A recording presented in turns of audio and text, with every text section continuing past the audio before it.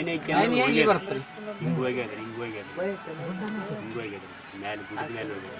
ಇದು ಗುಡ್ಡ ಅದಲ್ರಿ, ಗುಡ್ಡ ರೀ.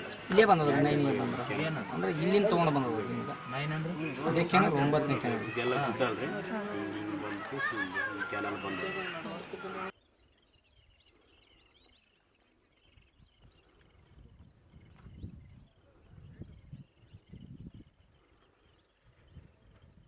ಈ ಕಡೆಗೆ ಸ್ವಲ್ಪ ಭೂಮಿ ಆದ್ರೆ ಈ ಕಡೆಗೆ ಸ್ವಲ್ಪ ಭೂಮಿ ಆದ್ರೆ ನೈನಿಗೆ ನೀರು ಬಿಟ್ಟು ಓಸ್ಟ್ ಆಡ್ತದ ಬಿಡ್ರಿ. ನೈನಿಗೆ ನೀರು ಕೊಟ್ರೆ ಓಸ್ಟ್ ಆಡ್ತದ.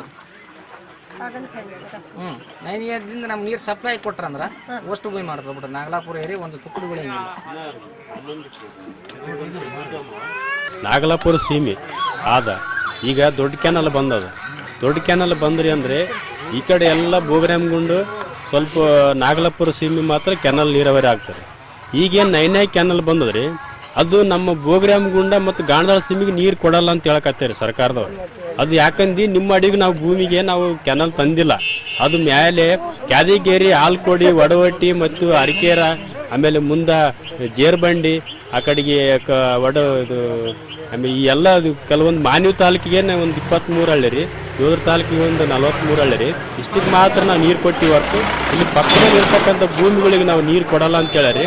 ಆದ್ರೆ ನಮ್ಮ ರೈತರಿಗೆ ಅನುಕೂಲ ಮಾಡಿ ಕೊಟ್ರಂದ್ರೆ ನಾಗಲಾಪುರ ಭೂಮಿಯಾಗ ಒಂದು ರೂಪಾಯಿದಲ್ಲಿ 3 ಪಾಲು ಭಾಗ ಮಾತ್ರ ನೀರಾವರಿ ನಾಗಲಾಪುರ ಭೂಮಿ ಆಗ್ತದೆ ರೀ.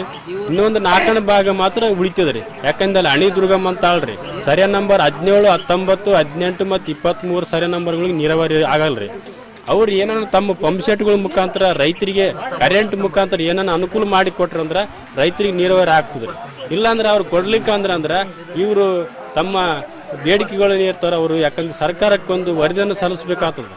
ನಾವು ಒಣ ಬೇಸಾಯ ರೈತರು, ನಮ್ಗೆ ಸರಿಯಾಗಿ ಮಳೆ ಬರ್ತಾ ಇಲ್ಲ, ಅದ್ರ ಸಲುವಾಗಿ ನಮ್ಮ ನೀರಾವರಿ ಮಾಡಿಕೊಡಿ, ನಮ್ಮ ಹೊಲದ ಹತ್ತಿರನೇ ಕ್ಯಾನಲ್ ಹೋಗ್ಯದ, ನಮ್ಗೆ ನೀರಾವರಿ ಸೌಲಭ್ಯ ಮಾಡಿಕೊಡಿ ಅಂತ ಹೇಳಿದ್ರೆ ನೀರು ಹಾಕ್ತಾರೆ. ಯಾಕಂದ್ರೆ ಸೋಮನ್ ಮರಡಿ ಹಿಂದ್ಗಡೆ ರೀ ಅಲ್ಲಿ ಮಾಡಿಕೊಟ್ಟಾರೆ.